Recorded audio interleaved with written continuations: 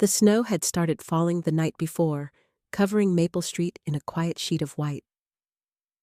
By morning, the Thompson house looked like something out of a glossy Christmas magazine, spread twinkling lights draped across the eaves, a perfectly symmetrical wreath on the door, and a glowing tree visible through the front window.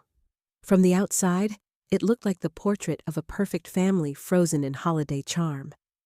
But inside, as Lauren Thompson stepped through the doorway, with her modest gifts tucked under one arm, she felt the same old ache, a hollow pit in her stomach, that told her this Christmas would be no different than the others. At 28, Lauren had grown used to the pattern of holidays at her parents' home. She brought something thoughtful, often inexpensive, but meaningful, and in return received a polite smile, a hug that lasted no longer than 3 seconds, and a small gift that hinted at obligation rather than affection. And still, every year, a part of her heart, a fragile, desperate piece, hoped for something different. This year, she had been especially proud of her gift. A single lottery ticket chosen with care slipped inside a festive card for her father. It wasn't about the money, at least not directly. It was a small nod to his peculiar ritual. For as long as she could remember, Harold Thompson had purchased scratch-off tickets for every birthday, every New Year's Eve, every small occasion he wanted to make lucky. Her mother Diana always rolled her eyes at the habit, but Harold claimed it was their family tradition. Lauren thought that maybe, just maybe, by acknowledging this quirk with her own small gesture, she would remind him, "I see you. I know what matters to you. I want to belong in this family too." She carried the ticket carefully in her coat pocket as she stepped into the foyer. The smell of cinnamon rolls and pine needles hit her nose, familiar and comforting. Her mother's voice floated from the kitchen, giving sharp instructions to an invisible helper. The living room was already filled with laughter. Her sister's laughter high-pitched and theatrical, the kind of sound that commanded attention. "Lauren, finally, you're here." Stephanie swept into the hallway as though she were arriving on stage.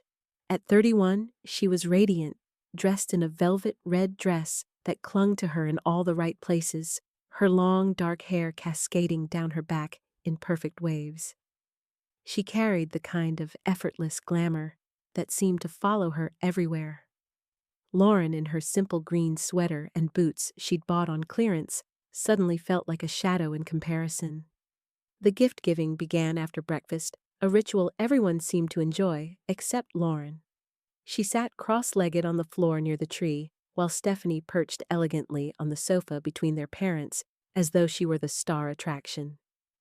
The first gift went to Stephanie. Their father handed her a small, ribbon-tied box, his eyes glinting with excitement. She opened it and shrieked, "Oh my God!" Inside were sleek car keys engraved with the iconic silver logo of BMW. Lauren froze. Their mother clapped her hands, delighted. "Go outside, darling. There's something waiting for you in the driveway." The entire family rushed to the door, Lauren trailing behind, her heart already sinking, though she couldn't quite articulate why. Parked in the snow-dusted driveway was a brand-new silver BMW sedan shining beneath a giant red bow that sparkled under the morning sun. Stephanie screamed again, rushing forward to embrace both parents. "This is unbelievable. A new car." "For me, of course, sweetheart," Harold said warmly. "You've been working so hard, and success should be rewarded." Diana added, "You deserve it. Nothing makes us prouder than seeing you thrive." Lauren stood at the edge of the driveway, the cold seeping into her boots, watching as her family huddled together, their joy orbiting around Stephanie like she was the sun. And then she heard it, her own name. "Oh, Lauren," her mother said casually as they re-entered the living room. She handed her a slim envelope without ceremony. "Here's something small. We didn't know what you needed this year." Inside was a $25 gift card to a coffee shop. Lauren stared at it. $25, a token barely enough for 5 lattes. She managed a smile, whispering, "Thank you," though her chest burned. On the surface, it was a harmless difference. Stephanie got a car, Lauren got a gift card. People would say, "What's the big deal? A car is practical for one, a gift card, practical for the other." But Lauren knew better. This wasn't about money, it was about meaning. It was about 28 years of always being the afterthought, the second choice, the one whose needs could wait. As she sat there with the card in her hand, memories flooded back unbidden. She was 10 again, begging her mother to let her take art classes at the community center. $75 for a hobby. Too expensive, Diana had said. Just 2 weeks later, Stephanie mentioned ballet, and suddenly $300 a month appeared as if by magic. She was 16, unwrapping a backpack and some sensible shoes, while Stephanie received a Volkswagen Beetle painted teal, her favorite color. Their father had smiled apologetically at Lauren and said, "You can always borrow the family car."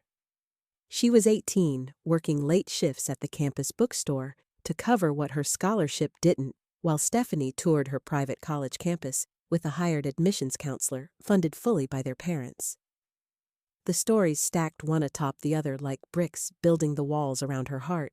And now, here she was again, 28 years old, a grown woman with her own career, her own modest apartment, her own carefully curated independence.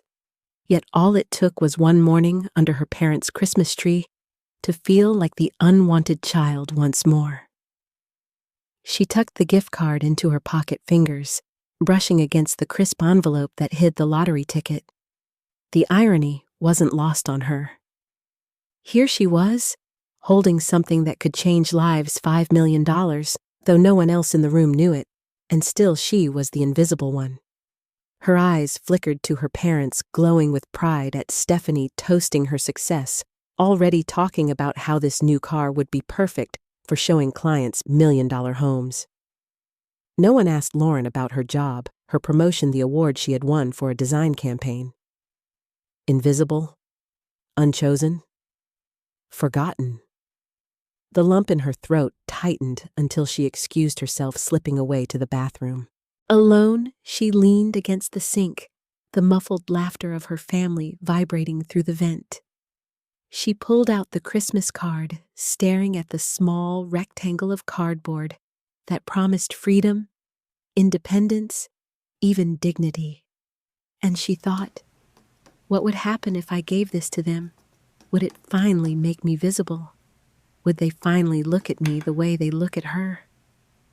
But deep down, she knew the answer.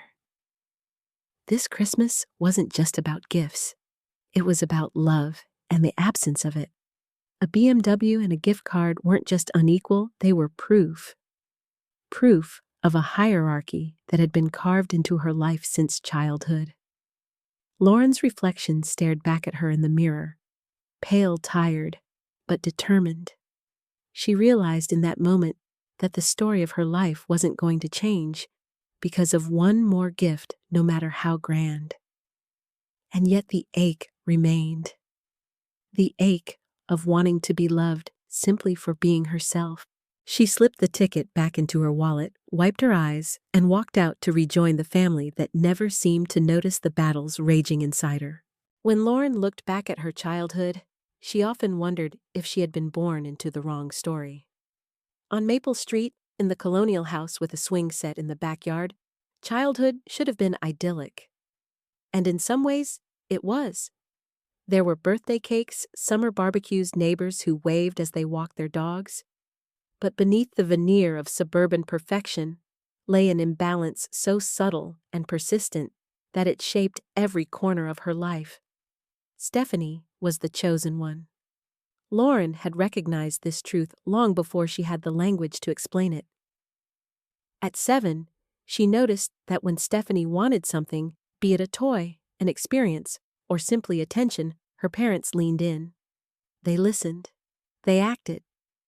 When Lauren asked for something, the response was often a sigh, a delay, a reason why it wasn't practical. Lauren still remembered the year their father built the swing set. She had been 10, fascinated by drawing. She'd brought home a crumpled flyer from the community center, advertising art classes, 8 weeks for $75. She had clutched that flyer like a treasure, imagining easels, real sketch pads, the smell of sharpened pencils that weren't the cheap drugstore brand. Her mother took one glance and frowned. $75? For doodling? That's too expensive, Lauren. Maybe next semester. Lauren had nodded, trying to swallow the disappointment, and retreated to her room. That night, she pulled out her colored pencils, half broken the colors never quite vibrant enough, and sketched until her hand ached. 2 weeks later, Stephanie mentioned casually that she wanted to try ballet. Their parents didn't hesitate. The next day, Stephanie was enrolled at Miss Patricia's School of Dance, $300 a month. Lauren had gone with them to the studio, standing in the corner of the mirrored room, while Stephanie twirled in her brand-new pink leotard. Their mother beamed, their father clapped. Lauren felt invisible, a ghost haunting her sister's spotlight. That night, back in her bedroom, Lauren sketched a ballerina from memory. The tutu came out crooked, the legs uneven, but she pressed harder on the paper, trying to make the pencil strokes sharp enough to cut through the unfairness. If the ballet incident had been one brick in the wall, the 16th birthday cemented it. On her own 16th, Lauren received practical gifts: a sturdy backpack for school, a handful of clothes from the mall, and a used laptop for homework. She told herself she was grateful it was more than some kids had. And she was, in a way. But 3 months later, when Stephanie turned 16, the driveway glowed with something else entirely, a Volkswagen Beetle second-hand, but freshly painted teal, her favorite color. A bow sat proudly on the hood. Lauren remembered her father's words, half apologetic. Stephanie needs reliable transportation for all her activities. You can use the family car when you need it. She remembered standing on the porch, clutching her backpack straps, pretending the lump in her throat was just from the cold. That night, she didn't sleep. Instead, she opened her laptop, the one they had called Practical, and wrote about how cars weren't just metal and wheels, and they were symbols. Stephanie had been given independence wrapped in ribbon. Lauren had been given responsibility, a message that she must wait her turn, borrow what wasn't hers, settle for less. The pattern extended into adulthood. When college applications came around, Stephanie had a private counselor. Lauren had a kitchen table at midnight, stacks of scholarship forms illuminated by the dim light of a desk lamp. "You're so independent, Lauren," her mother had said proudly when Lauren pieced together a partial scholarship at State University. "You hardly need us." The words were meant as praise, but Lauren felt them like a dismissal. Stephanie needed guidance, money structure. Lauren didn't. Stephanie's tuition at an elite private school was fully covered by their parents. Lauren juggled 20-hour weeks at the campus bookstore and student loans that would haunt her for years. From a psychological perspective, favoritism often roots itself in unconscious biases. Parents may see one child as more in need, more vulnerable, or simply more aligned with their own values. Over time, these small decisions accumulate, shaping the family dynamic. In Lauren's case, independence was mistaken for strength. She can handle herself, her parents rationalized, unaware of the loneliness this assumption created. Stephanie, meanwhile, thrived under the constant reinforcement, learning early that attention and resources would flow her way, simply because she expected them to. The effects were profound. Stephanie developed confidence, sometimes arrogance, believing the world would meet her needs. Lauren developed resilience, but also self-doubt, always questioning if she deserved more. Lauren could trace the lines of favoritism in dozens of small memories. The birthdays, Stephanie's parties, were catered affairs, with balloons, entertainers, even a pony once. Lauren's 12th birthday was canceled because Stephanie had a cold. The holidays, Stephanie's stockings overflowed with gadgets and jewelry. Lauren's had socks and a booklight. The school plays. Their parents always arrived early front row for Stephanie's performances. When Lauren had a solo in the choir, her mother arrived late saying traffic was terrible. Individually, none of these slights were catastrophic. Together, they told a story. Stephanie was celebrated. Lauren was tolerated. As adults, Stephanie's world glittered with parental support. Their parents paid her condo down, payment funded her real estate courses, toasted her every Sunday for each new sale. Lauren, meanwhile, chipped away at student debt, slowly building her career as a graphic designer. Her achievements, awards, promotions, even starting a side business were acknowledged with polite nods before conversation turned back to Stephanie. And every time it happened, the child inside Lauren felt the sting again. The art class denied the car, never given the scholarship she fought for alone. Looking back, Lauren sometimes wondered if she had misread it all. Maybe her parents loved them both equally, but expressed it differently. Maybe Stephanie just needed more. But deep in her heart, she knew the truth. Children don't misinterpret patterns repeated year after year. Favoritism wasn't just in the big gifts, it was in the sighs, the glances, the choices made over and over. It was in who got the dance studio and who got the broken pencils. By the time she was 25, Lauren no longer asked for anything. She stopped mentioning dreams aloud, stopped presenting needs like petitions. She built her life quietly with grit and independence. But each Christmas, each family dinner, each conversation where her achievements disappeared into silence reopened the wound.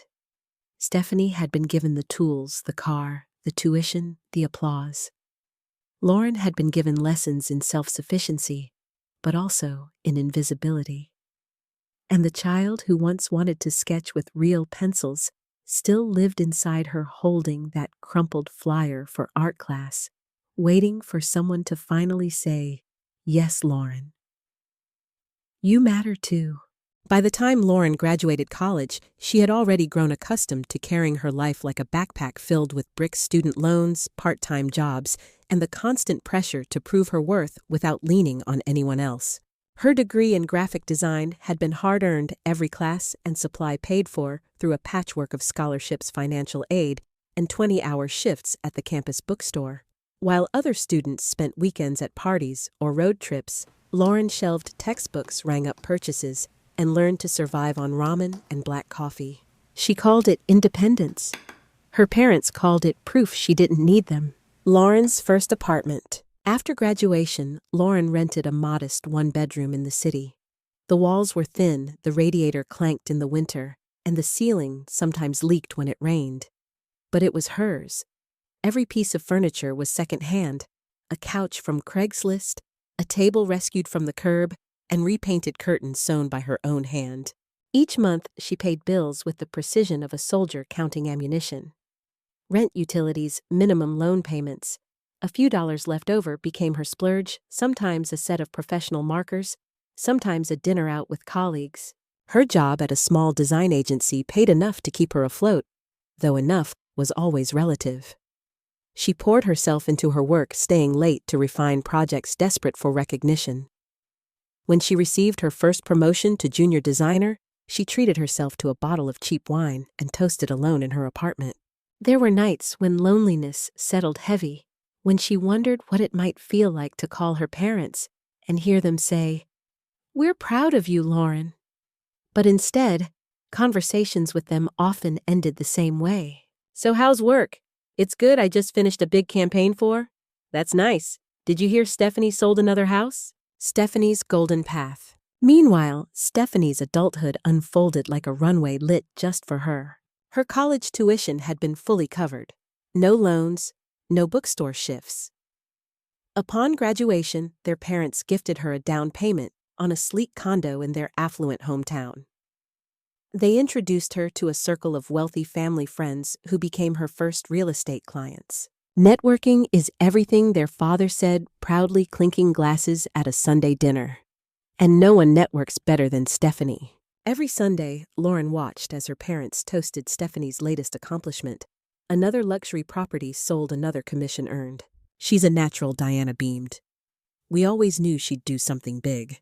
Lauren would sit quietly sipping her wine, wondering if anyone had noticed the national award she had just received for a packaging design.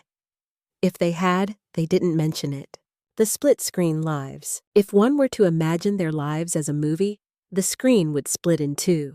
On one side, Lauren at her small desk in a cramped office, eyes, tired fingers stained with ink creating designs that sometimes went unnoticed by her boss. She lived paycheck to paycheck, chipping away at the mountain of debt like a miner with a spoon. On the other side, Stephanie touring luxury homes, her high heels clicking against marble floors, a designer handbag on her arm, her parents beaming behind her. She never mentioned debt because she had none. One life built from scraps and determination. The other built from scaffolding her parents provided. A psychologist's note: from a psychological standpoint, adulthood often crystallizes the dynamics of childhood. The golden child continues to receive external validation, which reinforces confidence, entitlement, even dependency. The scapegoat or overlooked child internalizes the belief that they must fight alone, that their value is conditional. Lauren's independence, though admirable, was forged in neglect. She learned self-sufficiency not because she wanted to, but because she had no choice. Stephanie's confidence, meanwhile, grew on the fertile soil of parental investment. The contrast wasn't simply financial, it was emotional currency. Stephanie had been told over and over, "You are worth it." Lauren had been told implicitly, "You'll manage without us." The Sunday dinners became a stage where this contrast played out again and again. Stephanie would arrive in her latest designer outfit, her car gleaming in the driveway. Her parents would beam as she recounted a story. "The Hendersons are buying that lakefront property. That's a $50,000 commission." Glasses clinked, applause followed. Lauren, seated at the far end of the table, might mention quietly, "I just signed a new client too, a skincare brand." Her father would nod politely. "That's nice. Pass the potatoes, would you?" Her words floated into silence, drowned by the next wave of praise for Stephanie. The award that didn't matter. One year, Lauren won an industry award for a national campaign. It was the kind of accolade young designers dream about. She mailed her parents a copy of the trade magazine that featured her work on the cover. When she visited home, the magazine was nowhere to be seen. But the living room mantel displayed Stephanie's Realtor of the Year plaque. At dinner, Lauren brought it up hesitantly. "Did you get the magazine I sent?" "Oh yes," her mother said vaguely. "That was nice." Then she turned to Stephanie. "Tell us again about that luxury listing with the infinity pool." Lauren excused herself early that night, driving back to her apartment in tears. The highway lights blurred through her windshield, but in the silence of her car, she whispered, "I will never be enough for them." Stephanie's safety net. There was another layer, too. When Stephanie stumbled, which was rare, her parents were there to cushion the fall. When she struggled with her real estate license exam, they paid for a private tutor. When her condo association raised fees, they offered to cover them until she got settled. When she wanted to host open houses, they connected her with friends who could stage the properties for free. Lauren, by contrast, once overdrew her bank account by $30 and ate instant noodles for a week until her next paycheck. She never told her parents. Pride kept her silent, but so did the certainty that they would dismiss it. "Well, you chose this path." The unspoken message. What hurt Lauren most wasn't the money. It was the message beneath the money. For Stephanie, the message was, "We believe in you. We'll invest in your future." For Lauren, the message was, "You're on your own. You don't need us. Or worse, you're not worth the investment." This message seeped into her bones, shaping the way she saw herself, the way she measured her worth against her sisters. Resilience versus reward. Ironically, Lauren's struggles forged resilience. She became resourceful, disciplined, empathetic. She knew the value of $1, the importance of perseverance. Stephanie's privilege brought rewards, but also dependency. She learned that success wasn't just earned, it was expected, delivered, sometimes bought. Both sisters carried these lessons into adulthood, often unconsciously. A closing scene. One evening, years after college, Lauren sat in her apartment sketching new ideas for a freelance project. Her phone buzzed. It was a family group chat photo, Stephanie posing in front of a luxury home sold sign in hand, their parents glowing beside her. "Another big win," the caption read. Lauren set the phone down.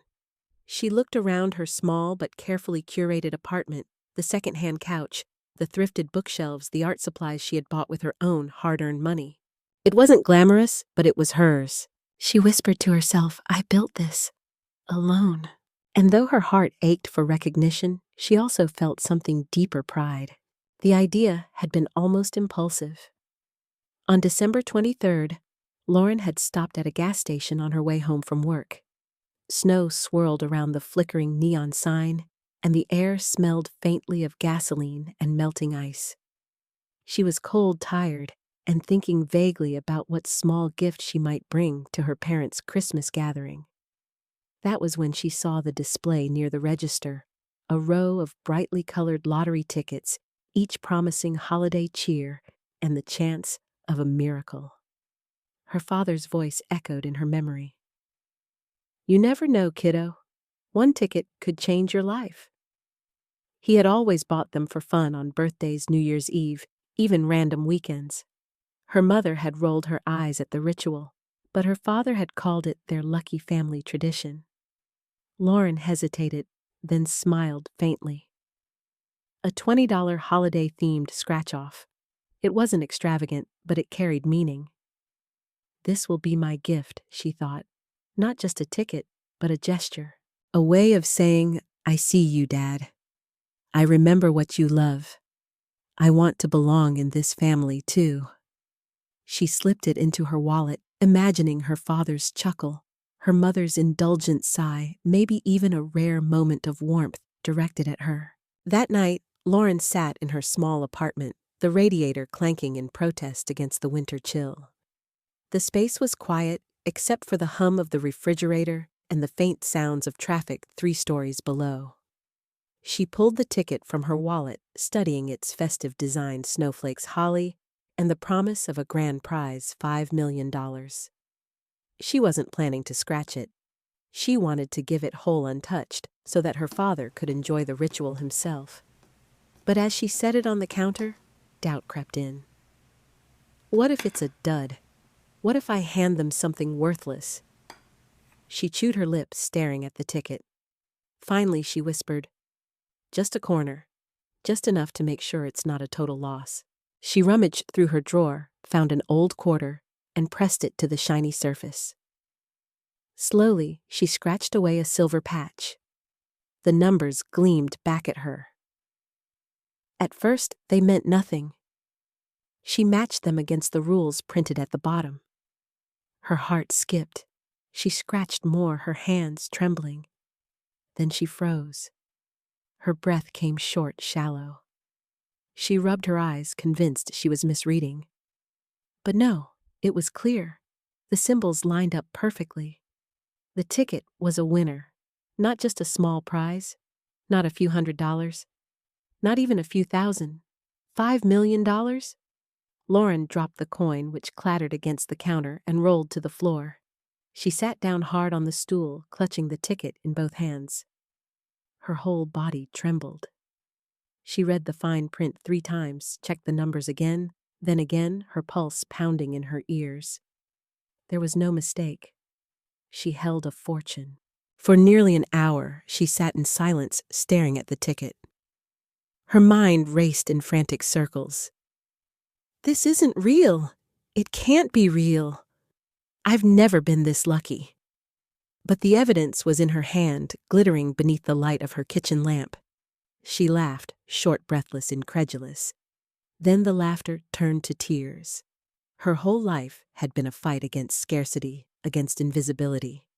And now, wealth beyond her wildest imagining, rested between her fingers. As the shock subsided, hope surged in to take its place. For the first time, she imagined walking into her parents' home with something undeniably extraordinary. She pictured herself presenting the ticket, her father's jaw dropping, her mother gasping, Stephanie momentarily speechless. She imagined their pride beaming unrestrained. Her father clapping her on the back saying, "That's my girl. Look at what you've done." Her mother embracing her whispering, "We underestimated you. We see you now." For a moment, the fantasy wrapped around her like a warm blanket. She wasn't the overlooked daughter anymore. She was the heroine, the savior, the one who had brought fortune into the family. Tears rolled down her cheeks as she whispered into the empty kitchen, "They'll finally be proud of me." Her mind spun with possibilities. She could pay off her student loans in a heartbeat. She could start her own design studio, buy professional equipment, take on only the projects that inspired her. She could move out of her cramped apartment and into a home filled with light, maybe even one with a studio where she could paint and design freely. She imagined traveling Paris, Tokyo, the art museums she had only seen in books. She could live without the constant fear of overdrawing her account. But more than that, she imagined belonging. Christmas dinners where she wasn't invisible. Conversations where her parents bragged about her as much as they did about Stephanie. She clutched the ticket to her chest, rocking slightly. "This changes everything," she whispered. From a psychological perspective, the ticket represented more than money. It was validation, proof of worth.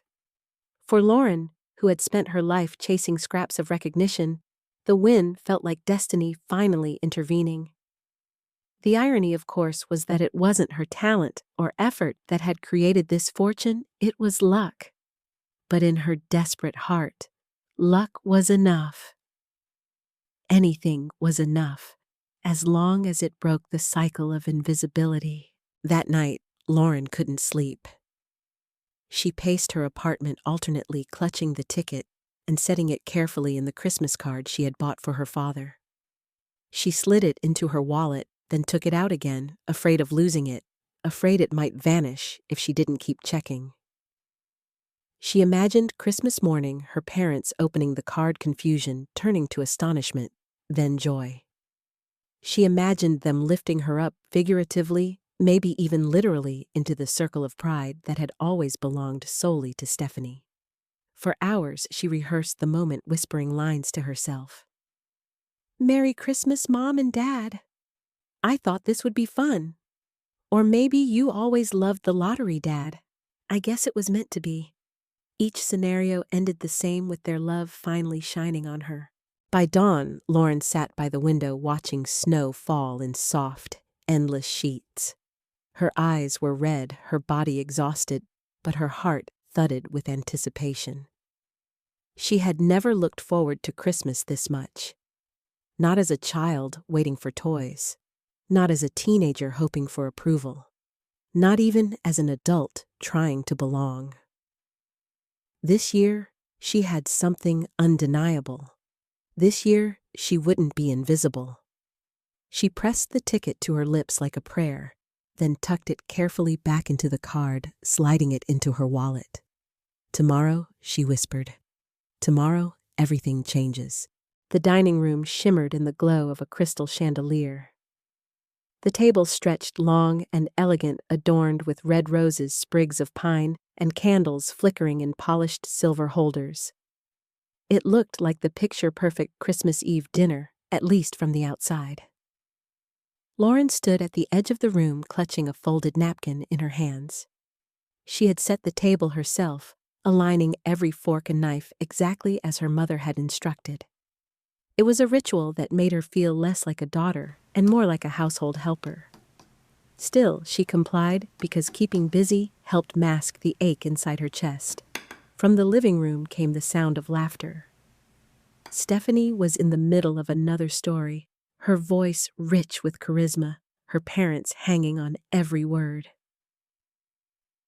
And then I told the clients if they didn't put in an offer, now someone else would snatch the lakefront property by tomorrow. Guess what? They signed immediately? Their father's proud laugh boomed. That's my girl. Knew you had the instincts for this business. Lauren's mother chimed in with delight. You're unstoppable, Stephanie. Truly unstoppable. Lauren exhaled slowly, bracing herself before stepping forward. Dinner's ready, she said quietly.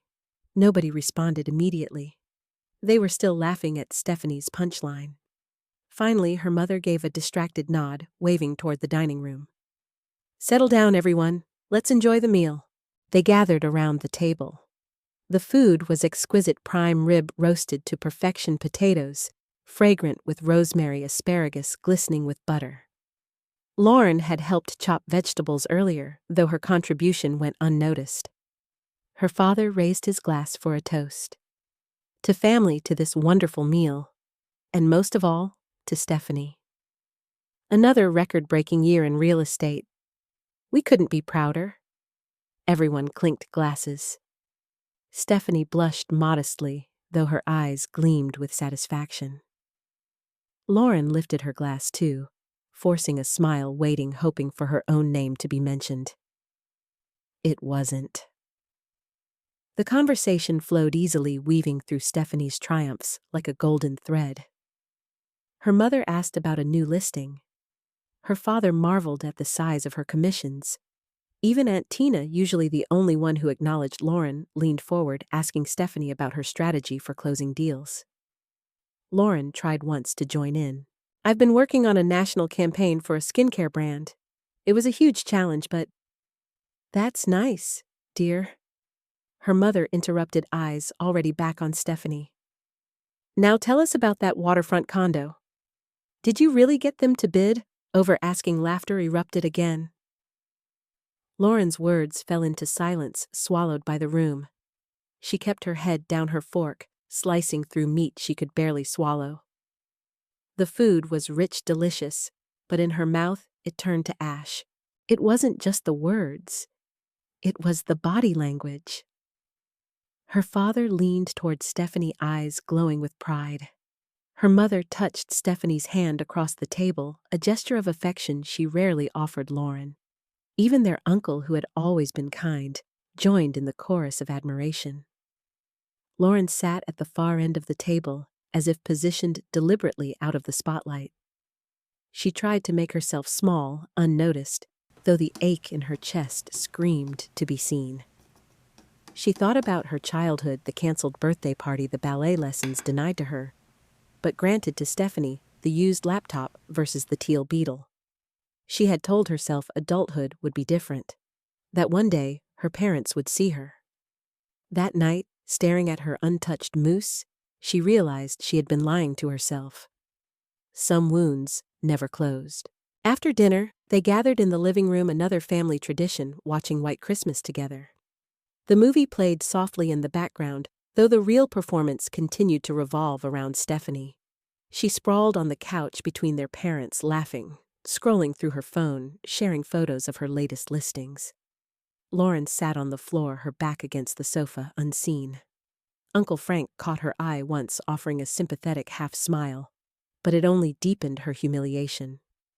By midnight, she lay awake in the pull-out sofa of the converted office. Stephanie still had her childhood bedroom intact, posters on the wall, trophies gleaming. Lauren had a space that smelled faintly of printer ink and dust. She stared at the ceiling in the dark, one hand resting on the Christmas card in her pocket. Inside it, the lottery ticket burned like a secret flame. She had imagined giving it to her parents, watching their faces light up with pride. Now she wasn't sure. Sunlight streamed through the frosted windows. The smell of cinnamon rolls drifted up the stairs.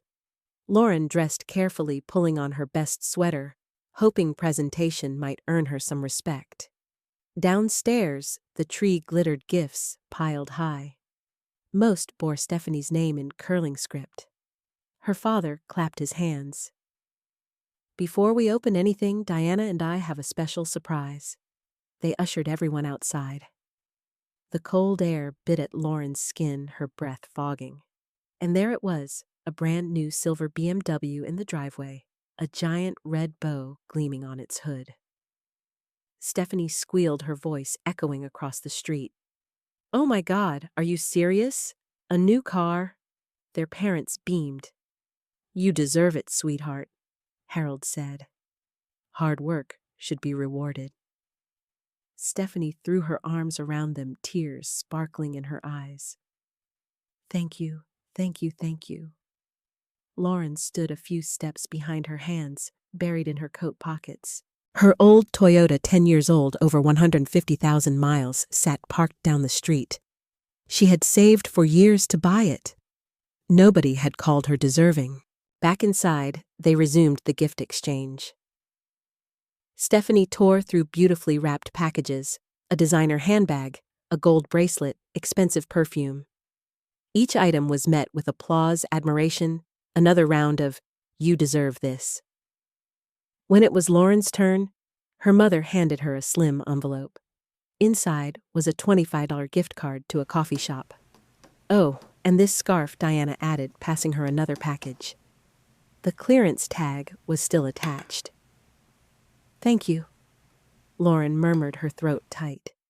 She had spent hours choosing her parents' gifts, a rare edition of her father's favorite author, a handcrafted dish from a local artist for her mother. They thanked her politely before pivoting back to Stephanie. Lauren sat quietly, her face burning, the lottery ticket heavy in her pocket. She had imagined it would be the showstopper, the proof she was valuable too. But in that moment, she realized even $5 million might not change how they saw her. Family gatherings are often mirrors reflecting not just the present, but the entire history of relationships. For Lauren, Christmas Eve and morning weren't isolated incidents. They were reenactments of a lifelong dynamic. Stephanie was the golden child, celebrated for every achievement. Lauren was the overlooked one, expected to endure, expected to manage alone. The BMW wasn't just a car. It was a symbol of love, recognition, pride, all the things Lauren longed for. The gift card wasn't just cheap. It was dismissive. These moments reinforced a message she had internalized since childhood: you are less. You will always be less. When breakfast was served, eggs, Benedict fresh fruit coffee refills, Stephanie snapped photos of her new car to send to friends. Their parents hovered proudly. Lauren refilled cups, smiled when prompted, laughed politely.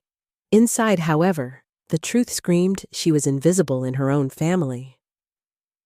Later, as she packed her bag to leave earlier than planned, her mother asked absently, "Already going?" "We thought you'd stay another night. I have work." Lauren lied, though the real reason was simpler. She couldn't stand another day of being unseen. Through the frosted window, she glimpsed her family clustered around Stephanie again, admiring the BMW. And as she drove away in her battered Toyota, the Christmas card with the winning lottery ticket still hidden in her pocket, Lauren realized the wound of her childhood hadn't just returned that night, it had never left.